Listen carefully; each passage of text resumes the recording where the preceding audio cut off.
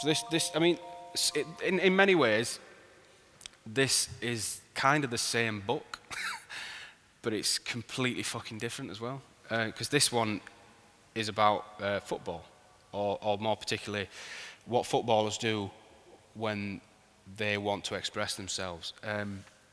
It's called I Belong to Jesus, not because we are in a pretty apt place, but because of this one particular player who does believe that's to whom he belongs, called Kaká, who's a Brazilian footballer. And he did this, I think it was 2007 when AC Milan won the European Cup against Liverpool. And he just dropped to his knees. He was like the best player in the world at the time, dropped to his knees. And 7 years later, FIFA, with their eternal benevolence, decided that things like this were going to be banned from the game completely.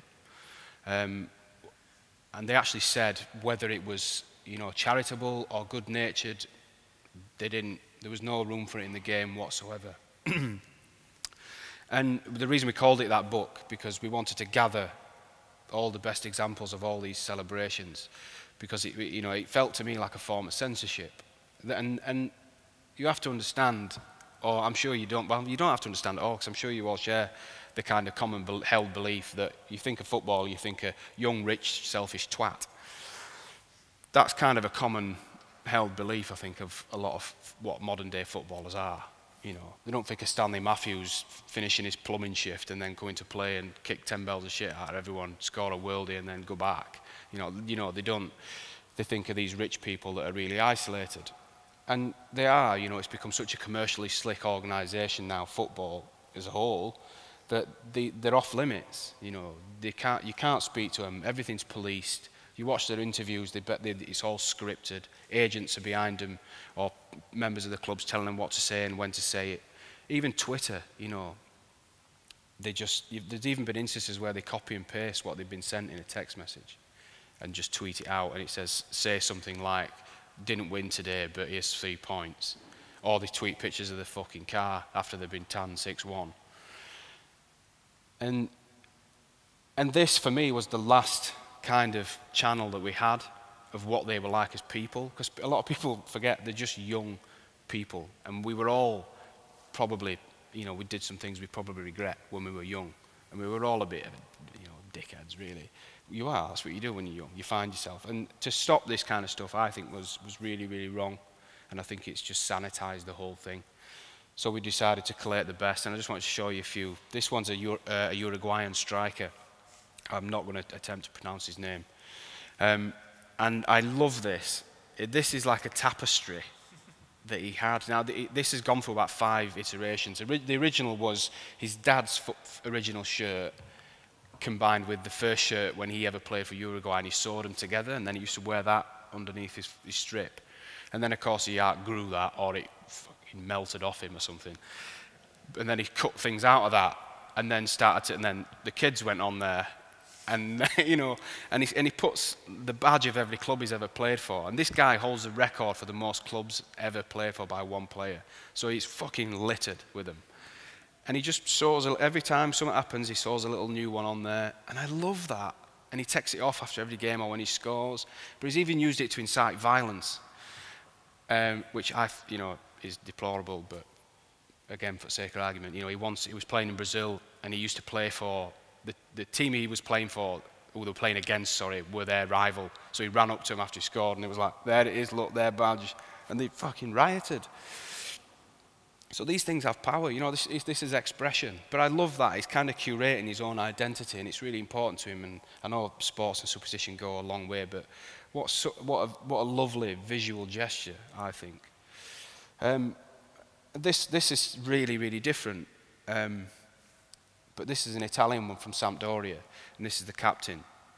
And he'd read a story in the local press, I guess, about an attack in a nightclub on a young girl where she'd been beaten, and as a result of this, she'd been left tetraplegic, paralysed essentially.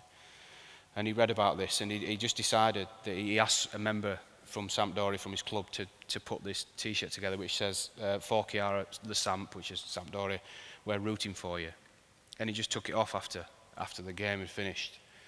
because he knew she was a Sampdoria fan. That was another thing that he'd read in the news. So he just decided, he took it on himself to sort of show her support.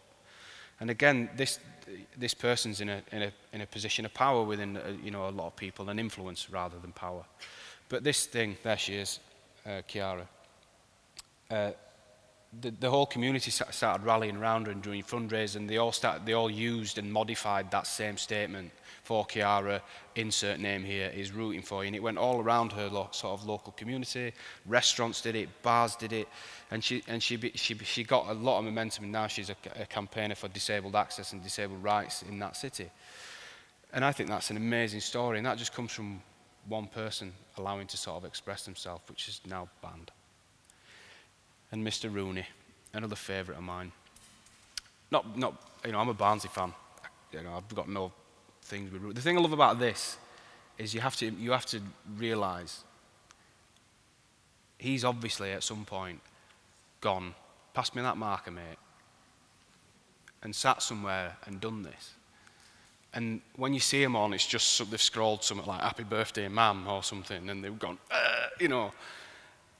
There's a creative act, there's a choice there. They've thought about it, decided what they want to say, how they want to say it, and then they've communicated it through the means at hand. That's exactly the same as what the miners were doing. It's just different things. But the thing I love about this, apart from that kind of mark making, you know, you've got to give him top marks for. Is it top marks for fucking his spelling up there? And this is the only picture that exists. It says "once a blue, always a blue," but this is the only, because this was taken in an FA Youth Cup before he'd kind of exploded. And the thing I love about this is not his creativity, but the creativity it incited in everyone else. Because when he went to Manchester United, they remembered that fucking statement, and they brought it back with a vengeance. And pretty poetically. Once a blue, now a red, in our hearts you are dead. They even graffitied on their own fucking stadium to you know, dissent with Wayne Rooney and what he'd said. And it was. And that's the kind of loyalty and stuff that these things can inspire in people, because it's not just a kind of again, that kind of prejudice of, oh, it's a working class thing, they're thick, or it's sports. You know, that kind of thing at school where it was like, you know, if you're not intelligent, you do sports or you do art. You know, that kind of thing. I hate that. That's so wrong. It's fucking shit, but it happens. But people still perpetuate it now. They don't look at this and examine it, and they don't look at it and go, actually, there's some creativity in that. And think a bit deeper about those things that probably they were thinking about when they did it. So I'm just going to say thank you. Cheers.